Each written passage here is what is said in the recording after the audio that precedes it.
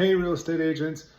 One of the things that we have now with our new agency law is that all buyer broker compensation has to be disclosed. So anything that's being paid to the buyer broker, let's assume that's you, in the transaction has to be disclosed, and that can be done on the face of the purchase and sale agreement. Now, on the face of the purchase and sale agreement, there's two options. Are you being paid what the seller was offering? The seller decides to offer compensation for the buyer's broker, help the buyer with that obligation, and help make the home available to more buyers.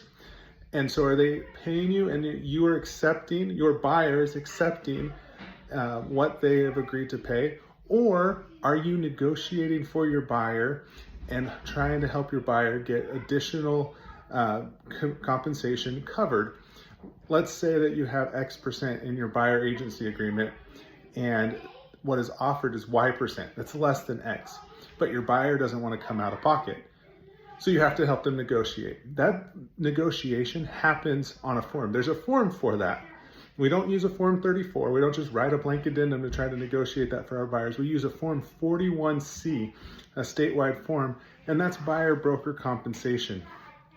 That form will be used. You can use it to negotiate just like any other term in the contract.